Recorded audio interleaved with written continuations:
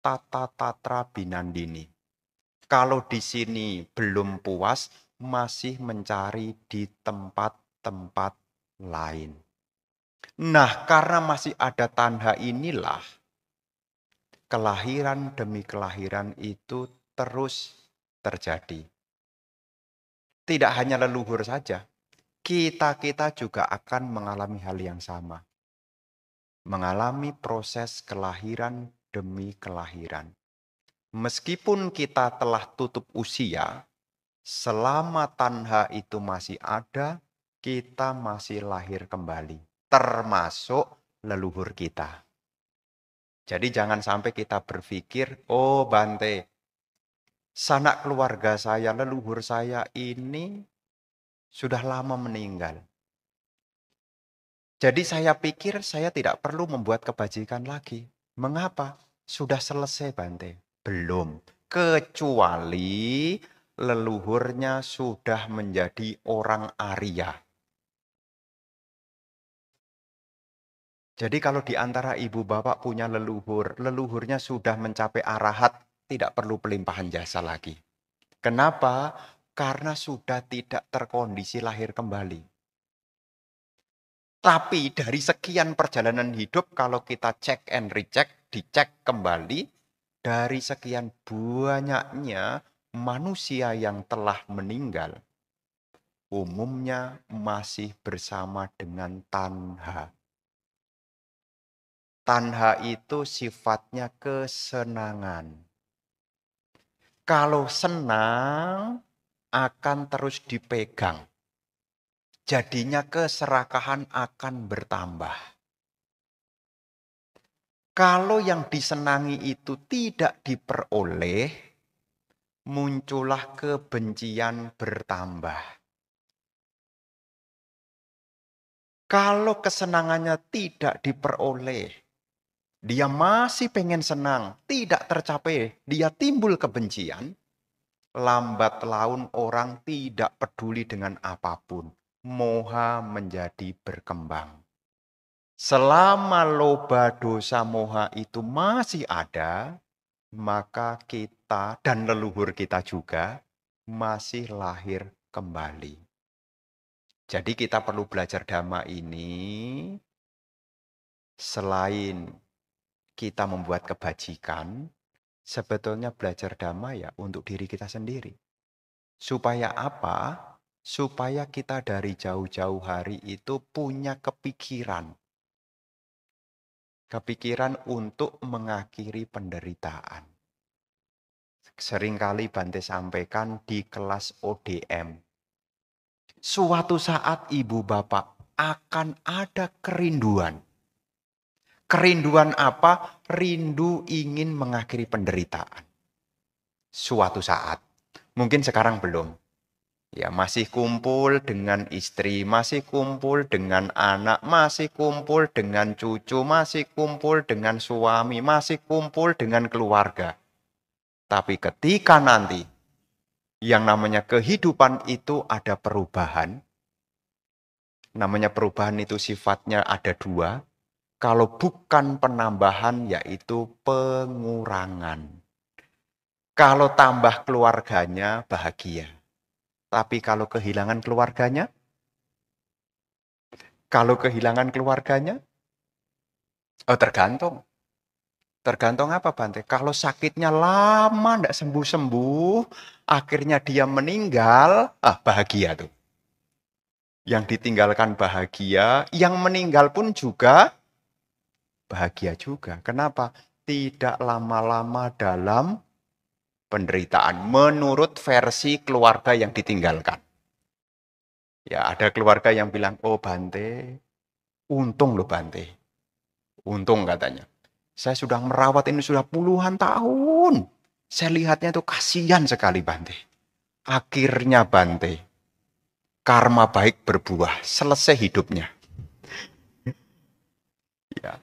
Versinya keluarga yang ditinggalkan. Apa yang Bante sampaikan ini adalah hasil survei dari lapangan.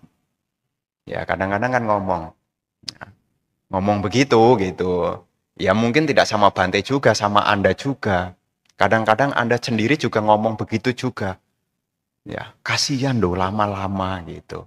Tapi sekali lagi, selama masih ada loba dosa moha, meskipun kelihatannya sudah tutup usia, tapi masih ada kelahiran berikutnya. Ibarat pohon, meskipun pohon itu telah dipotong batangnya, selama masih ada akarnya, maka pohon itu masih tunas kembali. Kita-kita juga begitu. Meskipun tiba saatnya nanti kita meninggalkan dunia ini, selama masih ada akarnya, maka akan lahir kembali. Tergantung akarnya apa. Kalau akarnya isinya adalah kusala. Kusala nih. Kusala itu perbuatan baik. Tutur katanya baik. Ucapannya baik. Perilakunya baik. Ketika hancurnya tubuh jasmani, karena akarnya dalam hidup ini penuh dengan kebaikan, dikatakan di dalam suta, karena akarnya adalah kebaikan, buahnya adalah kebahagiaan. Lahir di alam-alam surga. Ya, jadi kita di umat Buddha ini juga mengenal surga. Ada surga yang paling dasar, Catu Maharajika Dewa. Tawatingsa, Yama, Tusita. Nah ini Tusita ini alam surganya Bodhisatta. Jadi calon Buddha itu sebelum turun ke bumi, kelahiran terakhirnya itu di surga Tusita. Nah selain Tusita ada alam dewa Nimarawati. Dan yang keenam adalah alam dewa Paranimita Wasawati. Apakah kita bisa lahir di sana? Apakah kita bisa lahir di sana? Bisa. Selama Anda punya kebajikan. Makanya setiap kali puja bakti kita diingatkan untuk apa? Isi pikirannya pikiran yang baik. Ibaratnya pergi ke wihara ini cuci muka. Cuci muka itu bersih-bersih.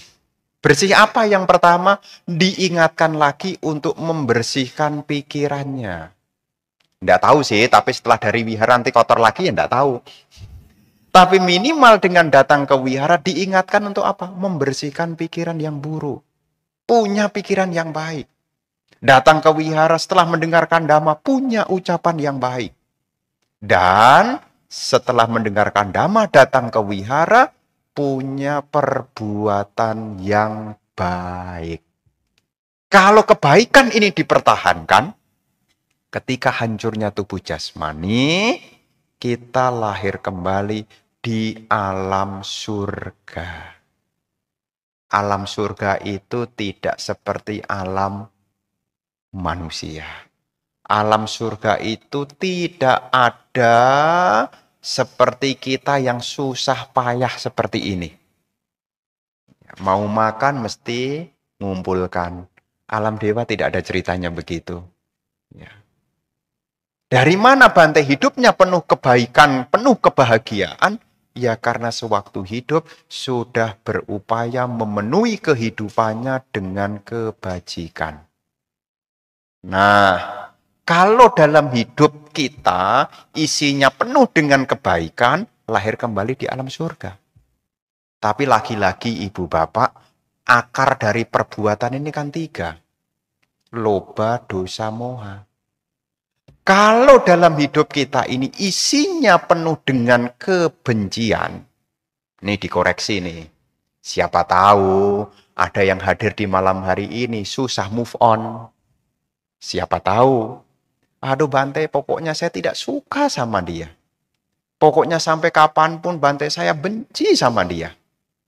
Kalau pikiran kebencian itu dipertahankan sampai hancurnya tubuh jasmani, ketika muncul kembali, lahir di alam neraka. Masih kepengen membenci lagi? Ini pertanyaan bukan doa, harus dijawab.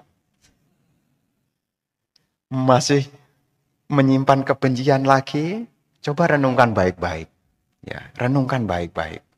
Kadang-kadang, ibu bapak, kadang-kadang kalau kita datang ke wihara jarang-jarang, kadang-kadang pikiran buruk itu lebih dominan. Ndak apa-apa Bante, benci itu wajar, soalnya dia kurang ajar.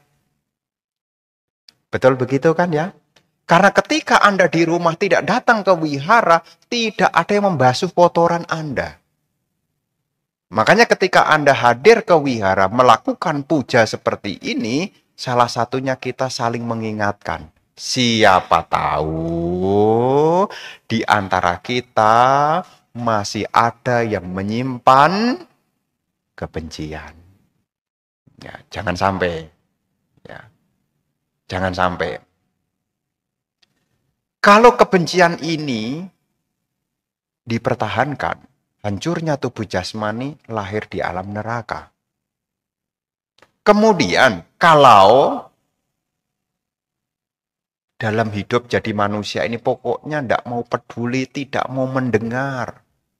Mau belajar juga sulit sekali, keras kepala. Ditunjukkan kebaikan, tidak yakin. Diajak patik dana, dia hitung-hitung. Pokoknya diajak kebajikan, dia sulit sekali. Yang dia pikirkan adalah bagaimana bersenang-senang. Nah, kalau ada orang karakternya bersama dengan moha nih, kebodohan batin, dipertahankan. Makanya kalau bodoh jangan nemen-nemen. Ya, ketika kebodohan batin itu dipertahankan, dikatakan ketika nanti hancurnya tubuh jasmani, lahir kembali di salah satu alam binatang. Apakah jadi binatang kakinya 2, apakah jadi binatang kakinya 4, atau juga jadi binatang berkaki banyak dan tak berkaki juga. Ternyata binatang itu juga kakinya juga ada 4. Ada yang berkaki 2, berkaki 4, berkaki banyak dan tidak berkaki. Dari mana makhluk-makhluk itu lahir sebagai binatang? Itu akibat dalam hidup memiliki moha yang begitu tebal. Ya, moha yang begitu tebal. Nah, yang ketiga, karena akar dari penderitaan itu selain adanya dosa, selain adanya moha, yang ketiga adalah loba. Kalau orang serakah, ya, isinya serakah, sukar untuk berbagi. Ya, melekat pada apa yang dimiliki. Namanya juga upadana. Upadana itu artinya kelekatan. Sukar untuk memberi. Ketika dalam hidup dia sukar untuk memberi, yang dia pegang adalah kemelekatan pada apa yang dia miliki, salah satu dari pikiran yang semacam ini, kalau dipertahankan sampai tutup usia, maka akan terlahir di alam peta. Makanya alam peta itu ditempati oleh makhluk-makhluk yang punya keserakahan. Nah, patik dana ini adalah untuk membuat kebajikan. Siapa tahu di antara sanak keluarga kita ini ada yang terlahir di alam kemelekatan. Kenapa? Karena kita pada umumnya ini masih punya kemelekatan. Ini anakku, ini rumahku, ini kekayaanku. Kalau pikirannya ketika meninggal penuh dengan kemelekatan, nanti ya kembali ke rumah masing-masing. Makanya dalam Tirokuda Sutta tadi, para mendiang datang ke rumah mereka masing-masing. Kenapa pulang ke rumah? Karena melekat sama orang di rumah. Karena di rumah tempatnya kekayaan menyimpan, pulanglah ke rumah. Mungkin di rumah juga punya batu akik juga. Pulang ke rumah juga. Ya. Karena ada sesuatu yang masih dilekati, maka itulah terkondisi lahir di alam peta. Jadi sekali lagi, ini kita belajar Dhamma untuk mengingatkan kita semua, agar kita berjuang sungguh-sungguh untuk mengakhiri penderitaan. Selama masih ada akar dari keburukan itu, ya alam penderitaan ini masih ada. Dan perlu ibu bapak saudara-saudari ketahui, dalam siklus samsara ini, sanak keluarga kita ini banyak sekali. Bahkan di dalam Samyutta Nikaya disebutkan, Sang Buddha memberi perumpamaan, kalaupun kita memberi tanda, sampai bumi ini habis sebagai tanda, kita tidak akan pernah bisa menemukan asal kita dulu. Jadi misalnya ditandai, saya punya ayah, ini ayahku, saya kasih tanda 1. Nah, ayahnya dari ayah saya kasih tanda 1. Ayahnya dari ayahnya saya, ayahnya dari kakek saya, dikasih tanda 1. Sampai bumi ini habis, kita tidak akan pernah menemukan siapa dulu kita yang paling awal. Karena siklus samsara yang kita sudah jalani ini banyak sekali. Bahkan di dalam Samyutta Nikaya itu juga disebutkan, air mata yang pernah kita keluarkan lebih banyak daripada 4 samudera. Dan tulang yang pernah kita tinggalkan, kalau ditumpuk melebihi Gunung Mahameru. Artinya apa? Kelahiran kita sudah banyak sekali. Ikatan karma kita dengan makhluk-makhluk juga sudah banyak sekali. Yang mampu kita ingat kapan? Mungkin hanya di kehidupan sekarang. Tapi perjalanan hidup yang panjang ini, dulu kita juga sudah punya ibu, punya ayah di kehidupan sebelumnya. Di kehidupan sebelumnya lagi, kita juga punya ibu dan ayah lagi. Jadi kemelekatan kita ini masih kuat. Kalau kita sudah tidak ada kemelekatan, ya kita tidak mungkin hadir di sini. Makanya kita semua yang hadir di sini masih punya kemelekatan. Benar kan ya? Bante, saya kayaknya tidak melekat, Bante. Kalau Anda sudah tidak melekat, ya ini ngomong kasarnya ya. Kalau Anda sudah hilang kemelekatannya, umur maksimal jadi perumah tangga itu cuma 7 hari. Jadi kalau perumah tangga itu mencapai arahat dan tidak jadi biku, ya umurnya maksimal 7 hari. Tapi saya yakin di antara kita ini kayaknya belum ada tanda-tanda ke sana. Jadi Anda masih umur panjang lah ya. Ya.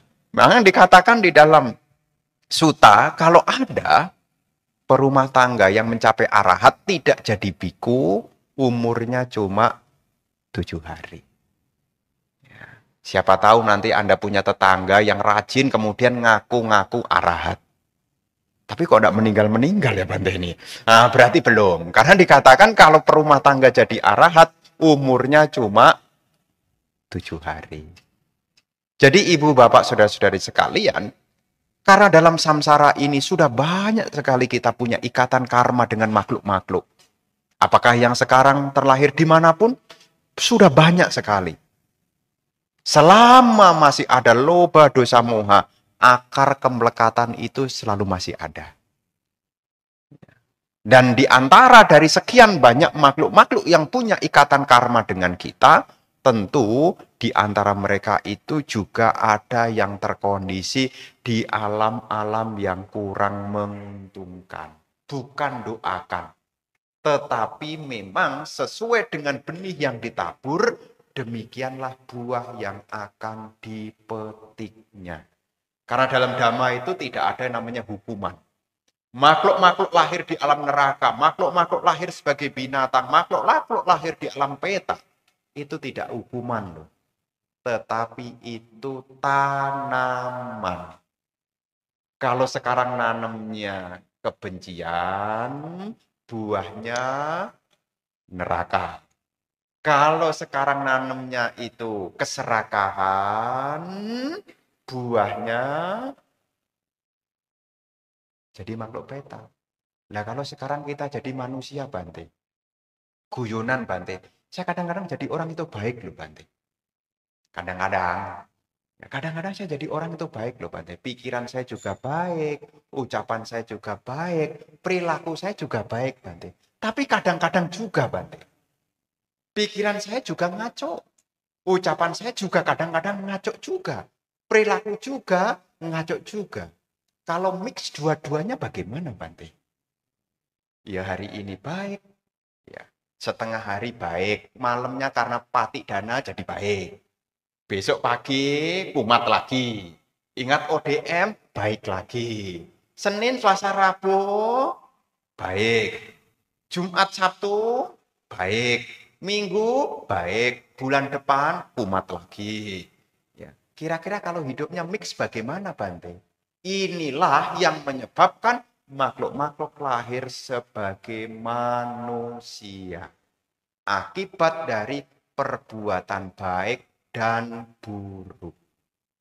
Makanya terus terang Ibu Bapak, kita ini jadi manusia itu lucu. Lucunya apa? Di balik rasa bahagia, di dalamnya ada derita. Di balik pujian, di dalamnya ada celaan. Kok bisa begitu ya Bante? Anda harus ingat, dulu kita perbuatannya juga mix, campuran. Makanya yang diterima sekarang juga campuran juga. Ya. Habis makan bahagia. Ya. Kemarin saya ketemu orang, ceritanya dia makan rujak. Rujak enak. Pulang habis makan rujak, diare. Ya. Dia dia cerita. Ya, waktu pertemuan itu giliran kita ngomong-ngomong gitu. Belum mulai dia udah ke toilet terus. Terus selesai acara. Apa karena faktor usia ya, kata dia. Oh, faktor usia ya. Kemarin makan rujak itu baik-baik saja. Sekarang kok makan rujak kena dikit cabai langsung mules-mules. Ya dalam hati sih, inilah alam manusia. Di balik seneng ada senep. Nah, namanya jadi manusia. Di balik seneng itu ada senepnya juga. Makanya kalau kita jadi manusia tidak boleh banyak mengeluh. Memang ini konsekuensi lahir jadi manusia. Punya ada kekurangannya. Tidak punya juga ada kelebihannya. Mosok si Bante. Iya, kalau Anda tidak punya, Anda tidak kehilangan. Betul kan ya? Anda tidak mungkin kehilangan sandal kalau Anda tidak punya sandal. Resiko dari punya sandal, siap-siap hilang. Inilah lahir jadi manusia. Kenapa ini perlu kita sampaikan di acara malam hari ini? Supaya kita juga sadar gitu loh. Ya. Karena selain kita membuat kebajikan untuk leluhur, kita ini buat kebajikan untuk diri kita sendiri. Dan akar dari kebaikan itu adalah punya pandangan yang benar. Makanya kita perlu mendengarkan dhamma supaya kita punya pandangan yang benar. Kalau kita punya pandangan yang benar, nanti dampaknya adalah pikiran kita benar, ucapan kita benar, perbuatan kita jadi benar. Kalau semua benar, kalau soalnya 10 benar semua, kira-kira naik kelas atau pengulang kelas? Kalau banyak benernya, dikasih soal banyak benernya, kira-kira bahagia atau menderita? Kalau Anda dikasih soal, soalnya itu ada 3, kemudian benar semua, nilainya 100. Soalnya 3. Makanya dalam hidup ini kan kita mengerjakan nih, soalnya apa? Melatih supaya pikiran kita benar. Melatih supaya ucapan kita benar. Melatih supaya perbuatan kita juga benar. Nah, Sang Buddha mengajarkan dhamma kepada kita supaya kita punya kesempatan untuk membuat kebajikan. Kenapa kita perlu membuat kebajikan? Karena landasan dari parami itu pun juga tidak lepas dari kebajikan. Kita cita-citanya ini untuk mengakhiri penderitaan, menyempurnakan parami. supaya tidak lahir kembali. Tapi untuk supaya kita sendiri tidak lahir kembali, kita juga butuh kebajikan. Makanya berbuat baik itu juga penting. Berbuat baik itu juga perlu juga. Bahkan Sang Buddha juga menyebut di dalam syair Dhammapada, ketika seseorang membuat kebaikan, hendaknya ia mengulangi kebaikan itu.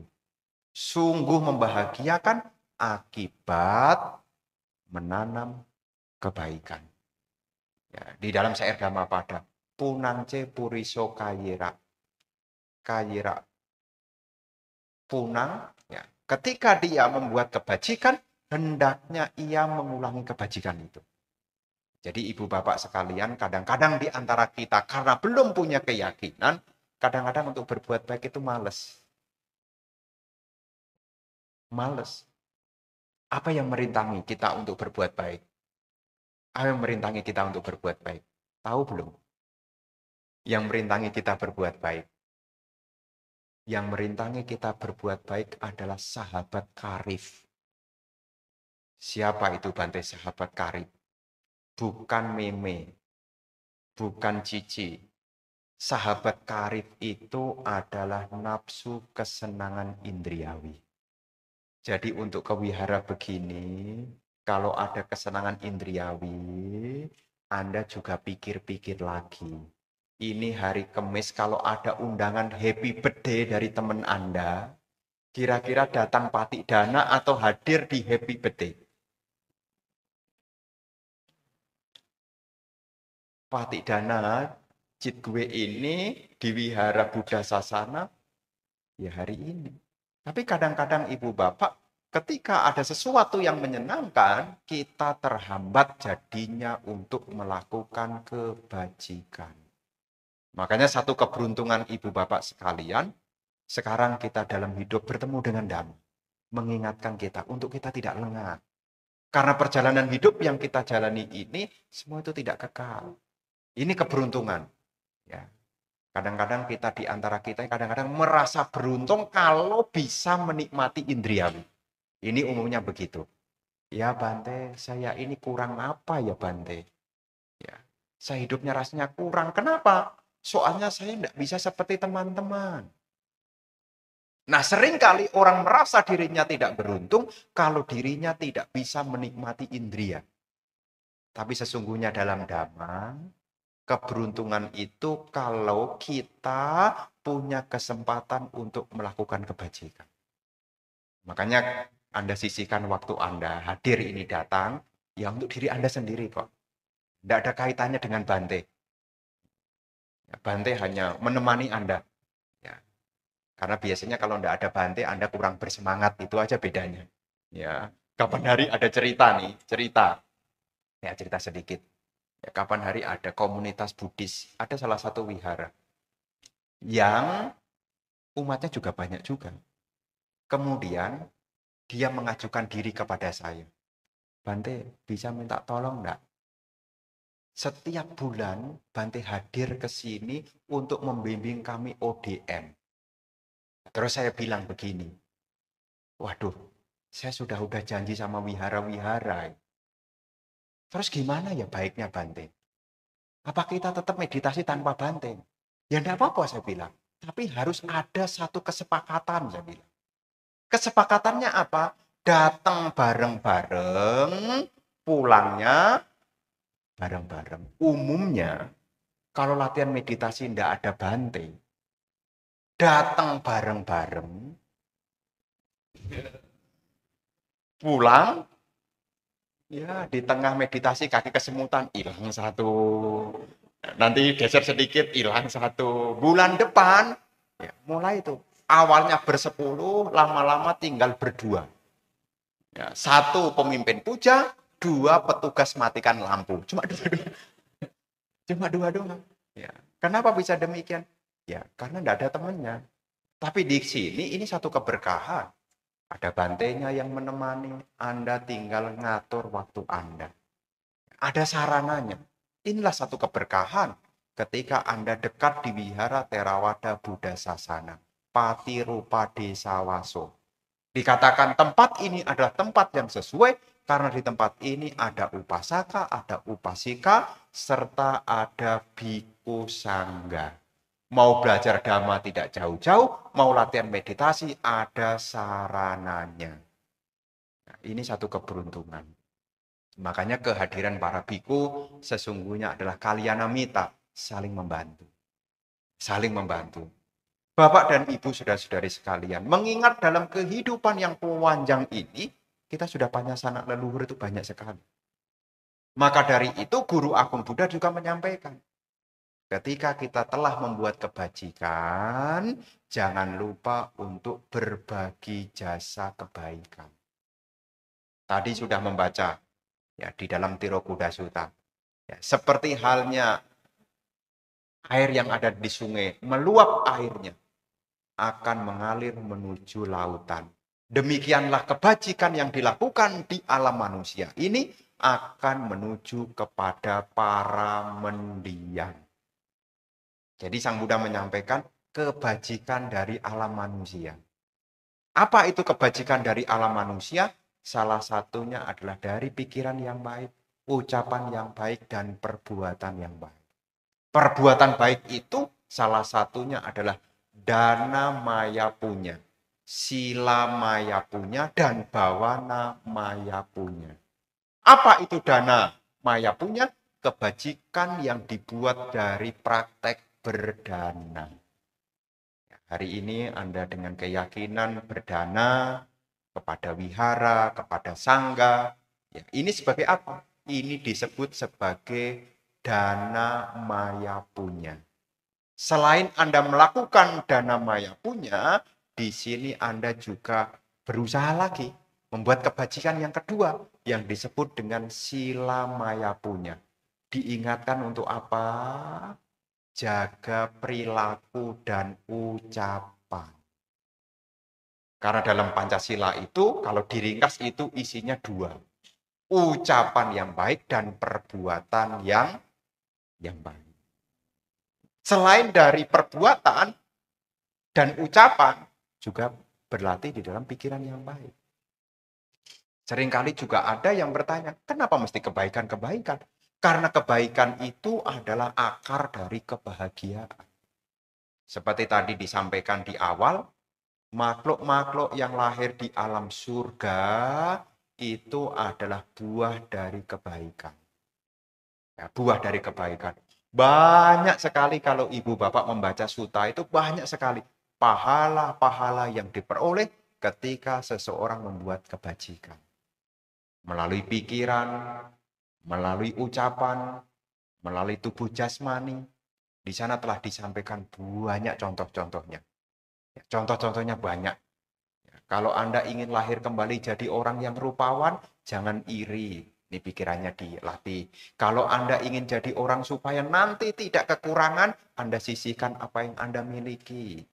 Kalau Anda punya penampilan yang bagus, Anda juga harus punya perilaku yang bagus. Banyak sekali contoh-contohnya.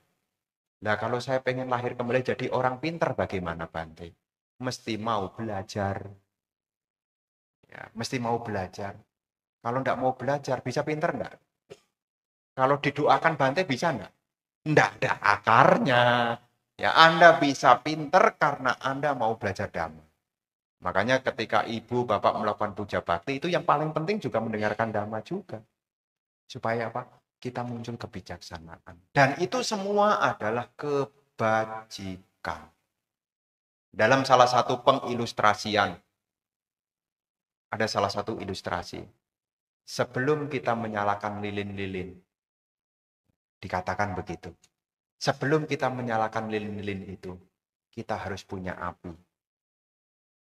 Kalau tidak punya api, lilin tidak bisa menyala. Tidak bisa menyala. Mungkin Anda mengatakan begini, oh Bante, kalau saya sudah punya apinya, kan saya bisa punya api, Bante. Tetap butuh api juga. Karena untuk menyalakan lilin, tetap butuh api. Demikian pula, sebelum api ini kita nyalakan, kepada lilin-lilin yang lain, kita harus pegang dulu. Sudah bawa lilin, dinyalakan, nyala api bisa dipakai untuk menyalakan lilin-lilin yang lain.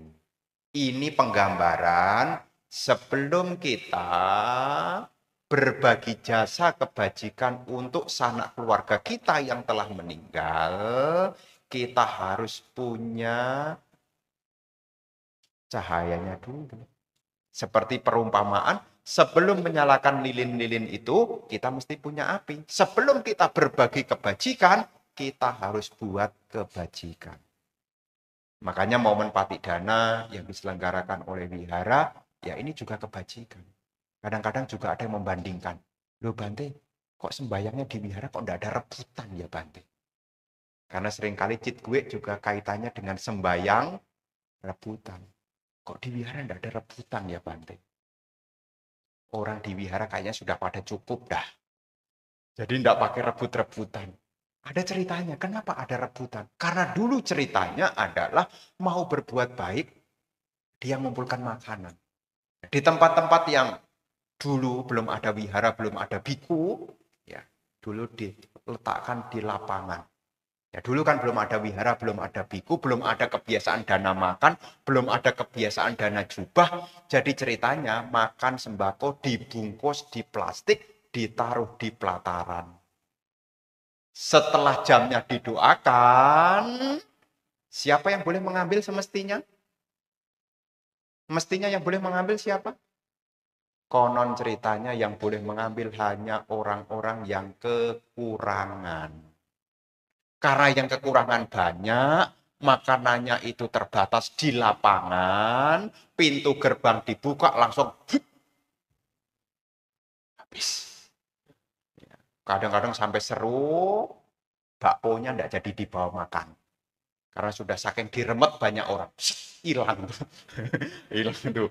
Ya, minyak, ada sembako, gula, beras. Rebutan saking rebutannya kadang-kadang malah berantem juga. Kenapa? Sebetulnya asal muasalnya itu juga kebajikan juga. Ya. Supaya apa yang dipersembahkan ini diambil orang. Berupa apa sebetulnya? Sebetulnya itu juga masuk dalam kategori kebajikan dari dana. Ya, karena tidak tahu siapa yang akan menerima, sekarang pakai random. Siapa yang datang boleh mengambil. Karena dulu belum ada biku.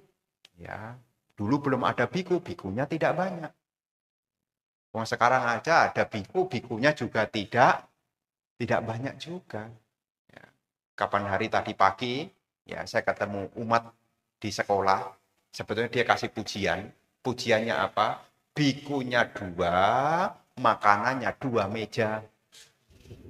Ya. Wah, Bante makanannya banyak. Saya bilang, sebetulnya makanan banyak begini saya sih kurang bahagia.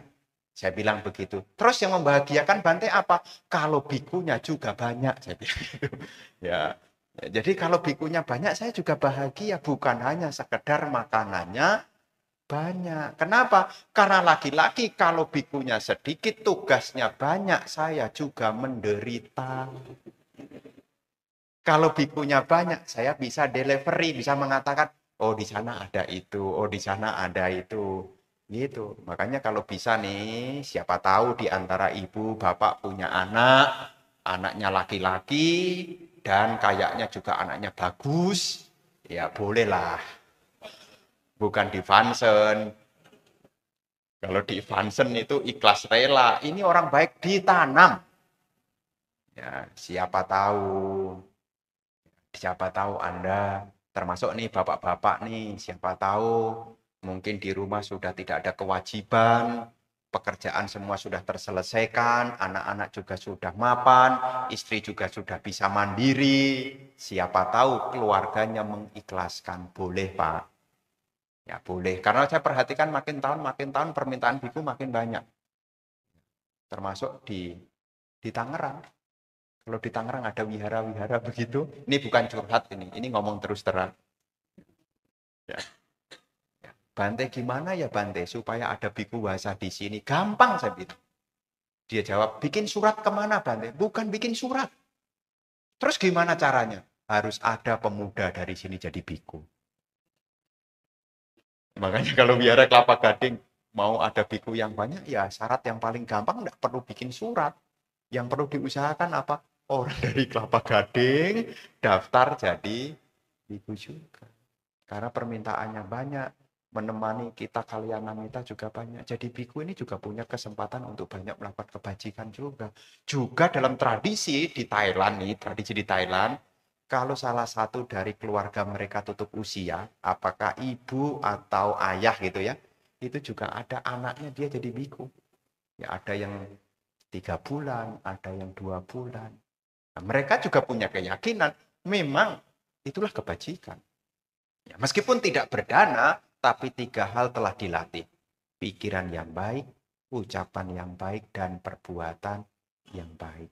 Jadi ibu bapak sekalian, hari ini bersama berkumpul di tempat ini, setelah kita menyadari begitu banyaknya sanak saudara kita, dan banyak di antara mereka mungkin masih memerlukan kebajikan, itulah gunanya hari ini kita berkumpul untuk membuat kebajikan. Dan setelah kita membuat kebajikan ini, tugas kita jangan sampai lupa, yakni memberi kabar. Jadi nanti setelah Anda membuat kebajikan, ketika Bante menyampaikan kata pelimpahan jasa, ibu bapak nanti berdoa dalam hati masing-masing. Kalau masih ingat nama leluhurnya, masih ingat nama sanak keluarganya, ya disebut. Ya, misalnya semoga mendiang A mengetahui dan turut berbahagia. Nah, diulang-ulang.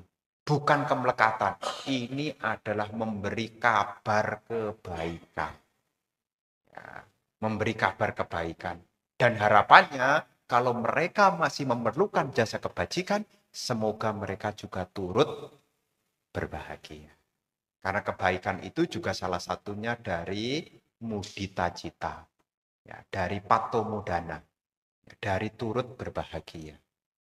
Nah, malam hari ini Ibu Bapak sekalian, inilah yang mungkin ingin Bante sampaikan sebagai satu pengingatan agar kita juga senantiasa terus membawa diri kita kepada kebaikan. Dan kebaikan itu selain berguna kepada kita sebagai pelakunya, juga berguna kepada para sanak keluarga kita. Di dunia ini dia berbahagia, di dunia sana ia berbahagia. Pelaku kebaikan berbahagia di kedua alam kehidupan. Semoga kebajikan yang malam hari ini kita lakukan bersama, semoga mengkondisikan para sanak keluarga, leluhur, serta makhluk-makhluk yang mungkin ada ikatan karma dengan kita, yang masih membutuhkan jasa kebajikan, semoga mereka pun juga turut berbahagia. Dan semoga kebajikan ini menjadi kondisi yang baik bagi ibu bapak sekalian. Semoga ibu bapak sekalian senantiasa maju dan berkembang di dalam dhamma, hidup penuh dengan keberkahan, bahagia, sejahtera, berusia panjang, sehingga banyak kebaikan-kebaikan yang masih bisa diupayakan. Sabe sata bawantu sukitata, semoga semua makhluk berbahagia.